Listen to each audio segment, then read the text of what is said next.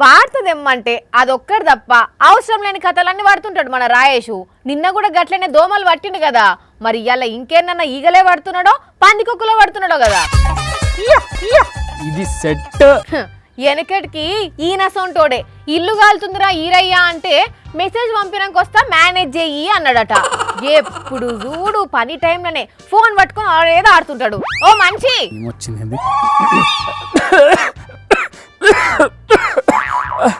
అమ్మా, వచ్చినావా అని నేనే నీకు ఫోన్ చేద్దామని చూస్తున్నా. ఇది వరదాక ఈ అనుకుంటా ఎగిరిపడి నన్ను చూడంగానే ముఖేష్ అట్లా తగ్గినట్టే ఊహు అని తగ్గుతున్నావు. ఆపిగా నీ నకరాలు. ఇవాళ ఒక్కరోజు లీవ్ ఇయర్ రాదేవాని ప్లీజ్. ఎందుకు? ఫోన్ పట్టుకొని టైం పాస్ చేసేందుకా? కాదు, కొంచెం పనున్నది. అదే లీవ్ పెట్టి మరి ఎలగబెట్టేంత రాచకార్యం ఏమున్నది అని. ఒక్క నిమిషం, ఇది ఒక్కటి డౌన్లోడ్ చేసినాక మాట్లాడతా. ఏం డౌన్లోడ్ చేస్తున్నావు సూపి? ఏం లేదు ఉత్తరే ఫోటో గంతే. లేదు ఏదో దాస్తున్నావు గానీ సూపి. ఎవలాళ్ళు? నేనే. నువ్వా? నేనే. బాగున్నది కదా, ఇంకా చూడు ఎన్ని తయారు చేసిందో. అరే భలే ఉన్నాయి కదా, కానీ గీ పనేనా నువ్వు లీవ్ పెట్టి మరీ చేసేది? దేనికి? అంటే గర్ల్ ఫ్రెండ్ కోసం అని. నీ పెండ మొఖానికి గర్ల్ ఫ్రెండా? అయినా నీకు అసలు గర్ల్ ఫ్రెండ్ ఎక్కడిది? లేదు కాబట్టే ఏఐ ఇమేజ్లు పెట్టుకునేది. ఫోటోలకు గర్ల్ ఫ్రెండ్ కు ఏం సంబంధం రావారి? కత్తికి బొచ్చుకి ఉన్న సంబంధం లెక్క అమ్మాయికి ఏఐ బాయ్ ఫ్రెండ్ కి ఉన్న సంబంధం. ఏఐ ఏంది, బాయ్ ఫ్రెండ్ ఏంది? నువ్వు వార్తలు చదువుతావు కానీ దునియా మీద వార్తలు ఏం తెలియదు నీకు.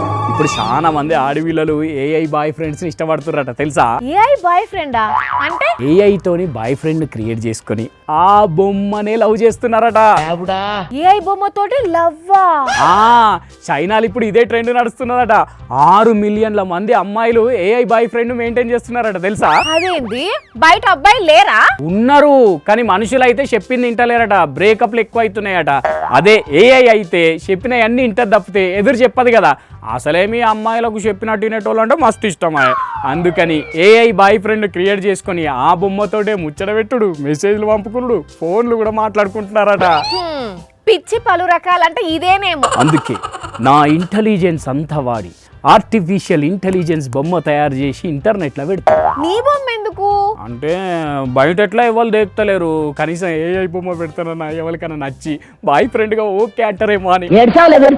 బొమ్మను బాయ్ ఫ్రెండ్ చేసుకుంటే నీకేం అరుగుతుంది? అంటే ఇప్పుడు చాటింగ్ లో బాగా కనెక్ట్ అయ్యి డీప్ లవ్ లో పడ్డాక అప్పుడు అబ్బా నువ్వు నిజంగా ఉంటే ఎంత మంచిగా ఉండరా రాజేష్, మన ఇద్దరం కలిసి ఒకటే కూల్ డ్రింక్లో 2 స్ట్రాలు వేసుకొని దాక్కుండా మాట్లాడుకునేటోళ్ళం, చేతిలోన చెయ్యేసి చెప్పేయవా అని పాటలు పాడుకునేటోళ్ళం అని ఫీల్ అయింది అనుకో. అప్పుడు నేను నిజంగానే ఉన్నా, కావాలంటే కలుద్దామని చెప్దామని. దీన్నే పిచ్చికి పరాకాష్ట అంటారు. మరి లేకుంటే ఎక్కడనో చైనాల ఆడపిల్లలు ఏఐ బాయ్ ఫ్రెండ్ కోరుకుంటారని ఈయన ఇక్కడ కూర్చొని ఇంటర్నెట్ లో ఫోటోలు పెడుతుండట. సిగ్గుండాలి గింతనన్న.